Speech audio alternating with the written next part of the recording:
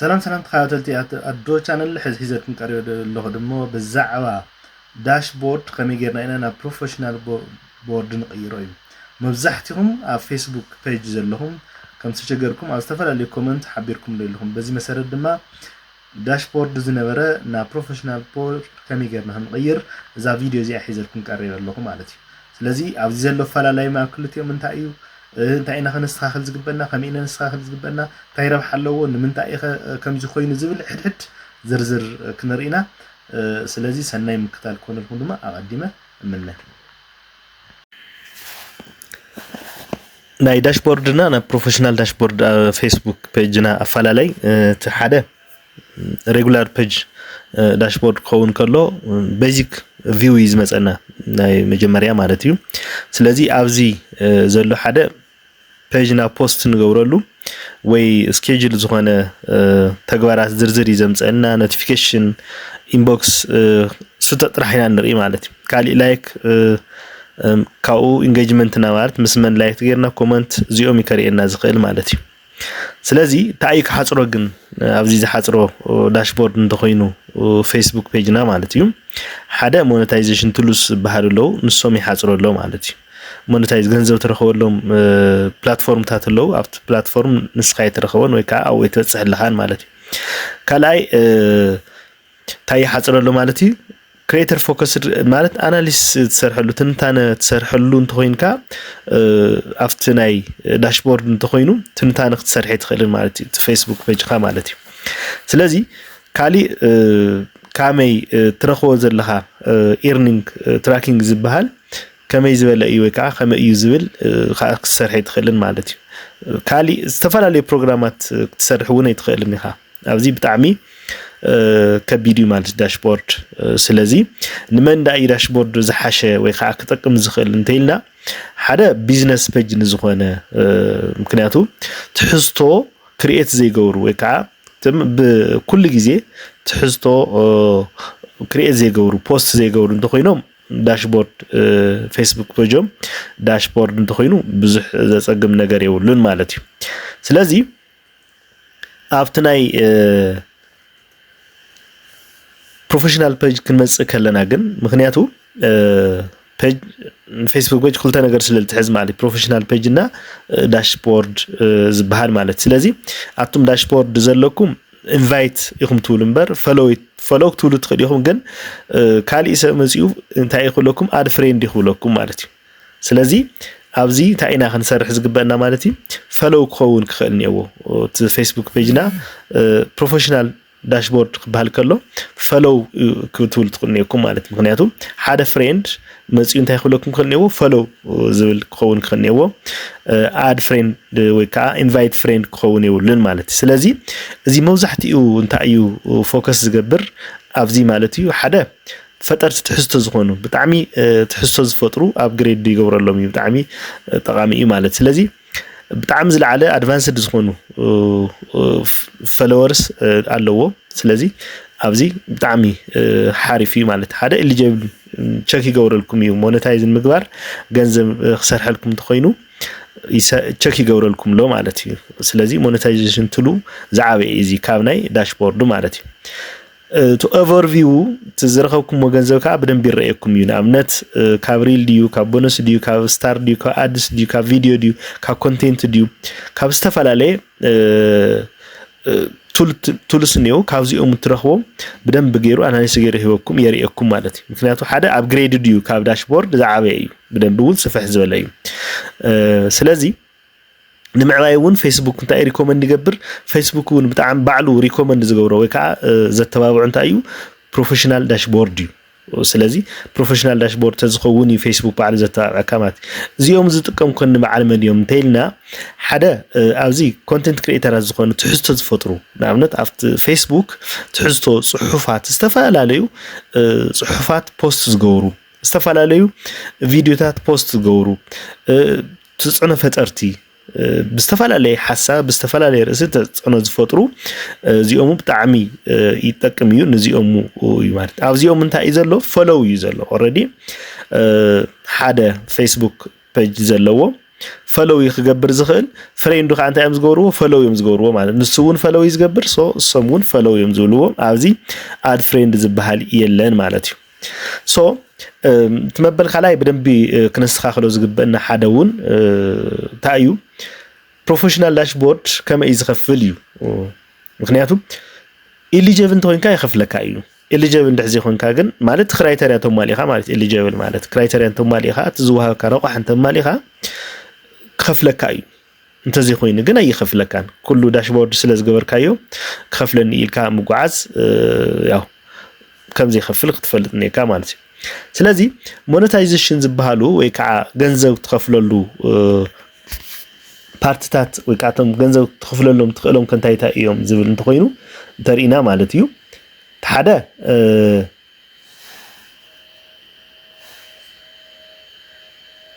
ገንዘብ ክኸፍለሉ ትኽእል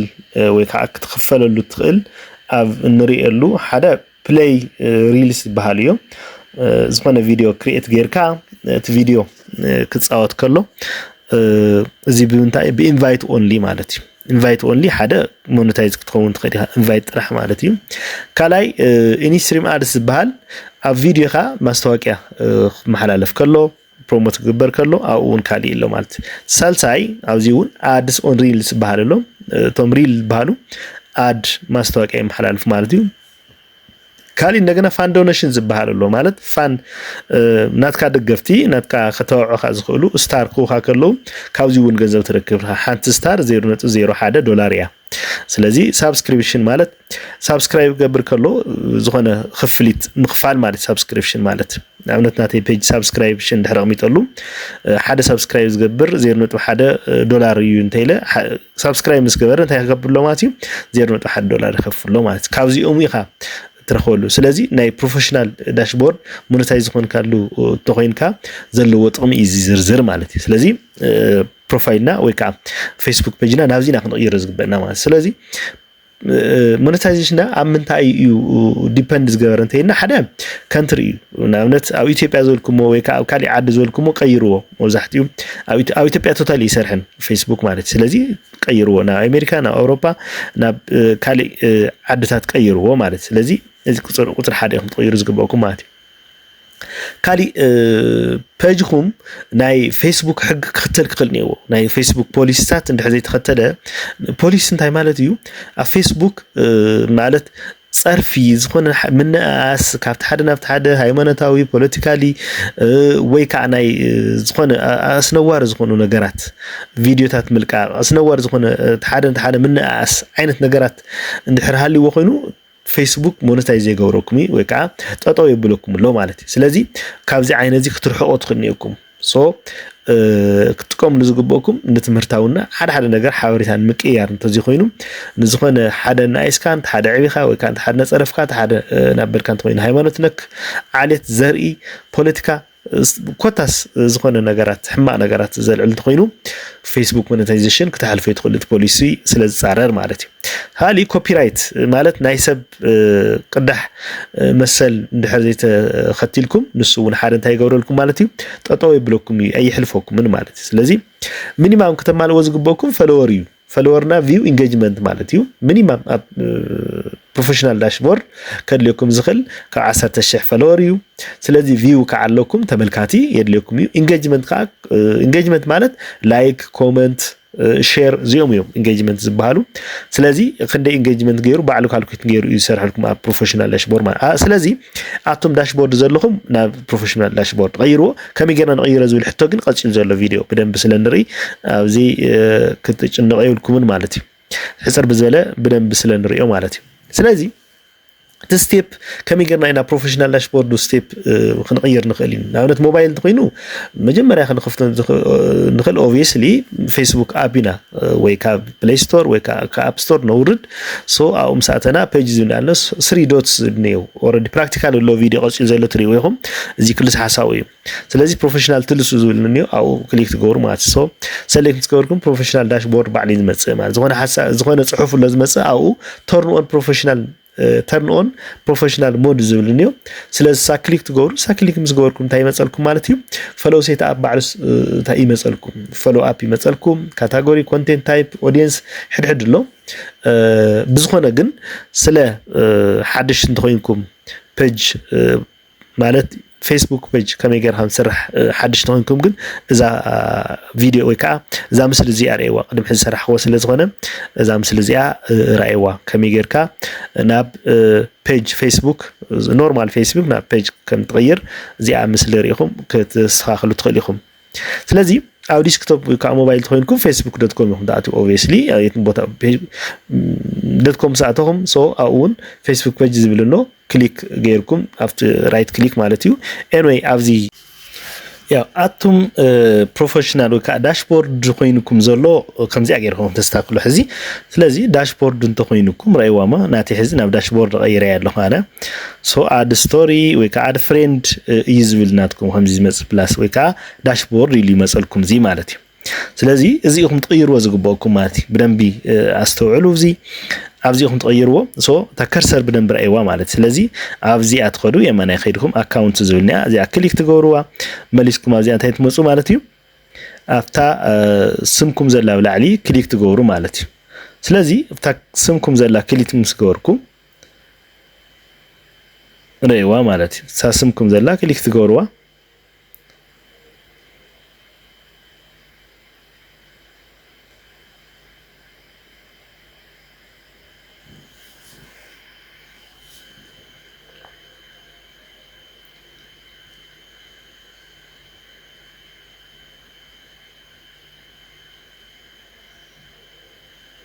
حزن تحت تسحوامو سلسة نطب دلوا أزياء مالت سلسة نطب تازلا أزياء بدن بتشك تقوروا مالتي رأيون زينو سلسة نطب تازياء مسارة غيركم كعاد فريند زوليا أزياء يكم تغيروا مالتي أزياء أورد خمسة عينات مسمساتكم كليك تقوروا أزياء سو ذا سلسة نطب مالت سلسة نطب كليك مسقوركم لتحت تسحوامو من علوتنا يكم ترسل زغوانيناتي turn on professional mood زبل الله زي بدن برايوا وردوا تحتي يهو غيركم turn on professional mode ዝብልንዮ እዚኣ እንታይ ትገብርዋ ማለት እዩ ተብርህዋ ማለት እዩ እዚኣም ሰብራኹ ዝመፀልኩም ኣለዉ ኣሉ ስለዚ ብደንብ ሓዙ ኣብዚ ታይም turn on professional mode ዝብለኩም ኣሎ ሶ ዘን turn on ትብል ትገብር ማለት እዩ እዚኣ እውን ብደንብ ትጎትዋ ምን ታሕቲ turn on ትብል ትመፅላ ማለት እዩ እዚኣ turn on ትብል turn on ኢልኩም ክሊክ ትገብሩ እዚኣ ማለት እዩ ኣብዚኣ ክሊክ ምስ ገበርኩም ባዕል ቆፂል ዝመፀልኩም ድማ እንታይ ማለት እዩ ራይዎ እዚኣ ይመፀልኩም ሕዚ ከምዚኣ ነው start exploring welcome to professional mode ኢልኩም ማለት እዩ ስለዚ ቋዕድ ሓና መጻ ኸይልኩም start exploring ትብልዎ ማለት እዩ ሶ start ኢልኩም መንይኹም ስለዚ እንታይ ንገብር ማለት እዩ ብቐጥታ ናብ ፔጅና ንኸይድ ሕዚ እዚ بدن بختري وتخلوا أو زلوا حد نداعي يمثل نمرأيو زي بدن بختري تخليهم عبزي زلوا سو زلوا بنفيتات نداعي خذ كازل حد يو زري كازي زي بدن بتشك تجور تخليهم خنياتو فدور كهم حتى خنديهم زلوا بزحاتهم بروفيشنال داشبورد خاطا يزبل يو مالتيو سلازي بحصيرو زي آية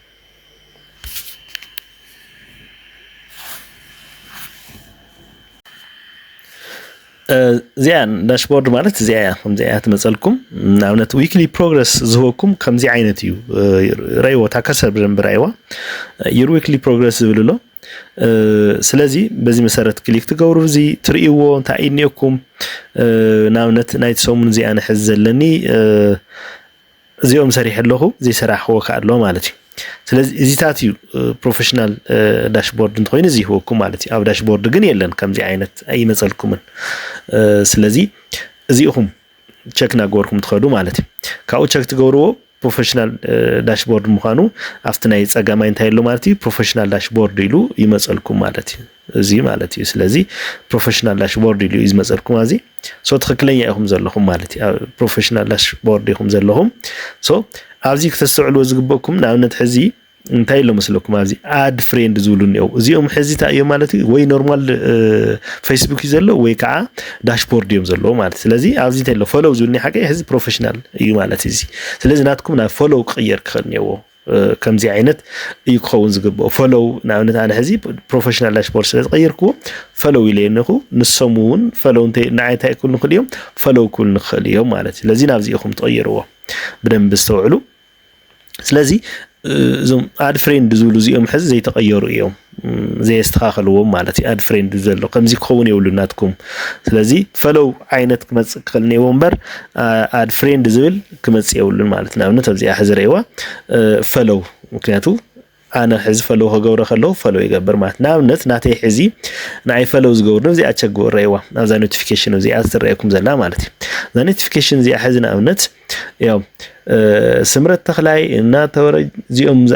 ወዲ ይርጋ እዚኦም ሕዚ ፎሎው ዲዩ ንካትልካ ወይ ከዓ ፎሎው ገይሮም ካለው ኢሉ ናይ ኮመንት እንትን ገይርለይ ኣሎ ማለት እዩ ስለዚ ከምዚ ክኸውን እዩ ሶ ብደንቢ ሕዚ እዚኦም ናተይ ኩሎም እንታይ ፎሎወርስ እዮም ረእይዎም ፎሎወርስ ፍሬንድስ ተኾነስ ፎሎወርስ ይክመጸልኩም ዝግብኦም ስለዚ ብዝመሰረት እዩ ብደንቢ ክትሪእዎ ዝግብኩም ማለት እዩ ክትሰርሕዎ ዝግብኩም بخمزي عينات كون اللو مالتي سو داشبوردكم بدنبي تشيك تقولوا زغبكم زي بروفيشنال داشبورد اللي خمص اللو داشبورد انت خوينو ግን ክስተኻኸል اللو مالتي ስለዚህ እዚ እዩ ተዋና መስተኻኸሊ ወይ ከዓ ዝደልየ ዘለና ወን እዚ ስለ ዝኾነ በዚ መሰረት ገርኩም ቸክ ናገርኩም ትኸዱ ማለት እዩ ተናይ ኦሬዲ ተናይ ዓልኩም ዳሽቦርድኩም ቸክ ትገብሩዎ ማለት እዩ ይሄው ከምዚ ልኩም ቸክ ናገርኩም ትክክለኛ ሊኮነን ቸክ ትገብሩዎ ማለት እዩ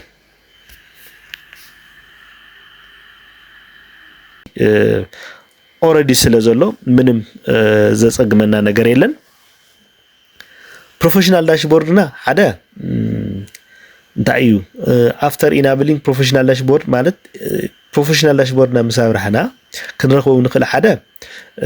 ታዩ ሞኔታይዝ እዩ ሞኔታይዝ ኮን ንኽእል ኤሊጂብል ቱልስ ይባሃሉ ለው ሶም ኤሊጂብል ቱልስ ዚኦም ኣብዚ ዘለው ምስልታት ማለት እዩ ፖሊሲ ኢሽን ታሊና ኦሬዲ ክሕልፈና ይኽእልን እሱ በደንብ ንረዩ ፌስቡክ እንታይ ግሪን ቸከር ለዎ ግሪን ማለት ዝኾነ ቸክ ዝገብር ለዎ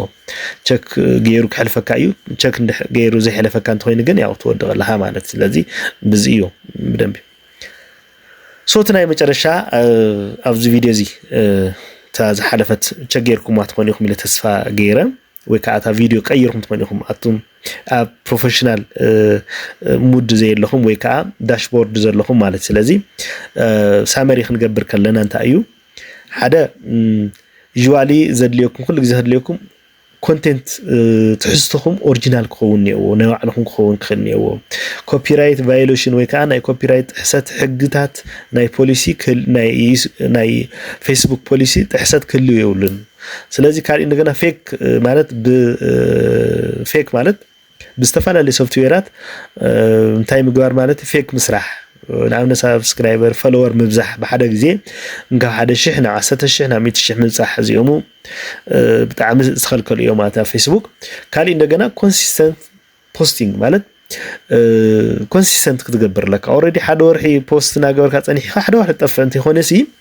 just بب معلتو وكأب بخلاي معلتو بساسي معلتو post ناجور كا consistency كتخد على كايو ስለዚህ ሞኔታይዜሽን በሐደ ጊዜ ዝርከብ ይኮነን ብስራሕ ብስተፈላለዩ ግራጁዋሊ ለው ከሐደ ስቴፕ ናብቲ ሓደ ስቴፕ ክትኸይድ ከለኻ ዝኽፈቱ ለው ማለት እዩ ንሶም ክትኸፍት ከለኻ ኢኻ ሞኔታይዜሽን ዝመጽምበር ኦሬዲ ፖስት ስለዝገበርኩ ሪል ስለዝለጠፍኩ ወይ ከዓ ቪዲዮታት ስለዝለቀኩ ኮንቴንት ስለዝለቀኩ ኢልካ በሐደ ጊዜ ሞኔታይዝ ክኸውን ኢልካ ክትሕሰብ ይብልካን ታይዳ ቀስ በቀስ ዝኽፈቱ ለው ካብቲ ሓደ ስቴፕ ናብቲ ሓደ ስቴፕ ኦሬዲ ዊክሊ ቻሌንጅ ዝብል ስለዝወኩም ቱ ዊክሊ ቻሌንጅ ክትሰርሕዎ ኣለኩም ማለት እዩ ሶ ሕፅር ብዝበለ ሳመሪ ክሪኢ ከለና ፌስቡክ ሓሙሽተ ነገራት ኣለዎ ሓደ ኳሊቲ ኮንቴንት ምቕራብ እዩ ኳሊቲ ዝኾነ ትሕዝቶ ምቕራብ እዩ ካብኡ እቶም ትሕዝተና ከዓ ኮንሲስተንስሊ እንታይ ንገብር ፖስት ንገብር ማለት እዩ ኮንሲስተንትሊ ፖስት ንገብር ይግበአና ማለት እዩ ሶ ካላይ እንታይ እዩ ዘሎ እዚ ሓደ ኮመን ዝኾነ ኢንጌጅመንት ክልኒና ማለት ኢንጌጅመንት ድሕር ዘይለ ኮይኑ ኣስቸጋሪ ስለዝኸውን ምስ ኮሚኒቲና ምስቲ ናይ ፌስቡክ ኮሚኒቲ ዘሎ እንታይ ንገብር ማለት እዩ ጀስት ክንጽሓፍ ክንኽእልና ኮመንት መልስ ክንብልና ተጻሓፈና ማለት እዩ ስለዚ ፖሊሲ ናይቲ ዩቲዩብ ካ እንታይ ንገብር ክንን ከነማልእ ክንኽእልና ማለት እዩ ካላይ ፐርፎርማንስ ሜትሪክስ ዝበሃለሉ ቪው ዝዕቀነሉ ሳብስክራይበር ፎሎወር ካ ዝዕቀነሉ እዚኦም እንታይ ክንገብር በብሰሙኑ ዊክሊ ዝወሃብ ካለው ፕሮግረስ ዝበሃለሉ ዊክሊ ፕሮግረስ እሱና መላእኻ ክትኸይድ ኣለካ እዩ ንሱታት እንታይ ክትገብር ኔካ ክትመልኦ ትኽእልካ ማለት እዩ ሶ እዚኦም እንተመሪኻ ሕፅር ብዝበለ ቀሊል እዩ ማለት እዩ ስለዚ ምናልባት ዝሓሸ ረኺብኩም ክትኮኑ ኢለ ተስፋ ገብር ሓሳብ ርእይቶ እንተሃልዩኩም ኣብ ኮመንት ጻሓፉለይ ካሊ ወይ ከዓ ዝኸብደኩም እንተሃልዩ ጻሓፉለይ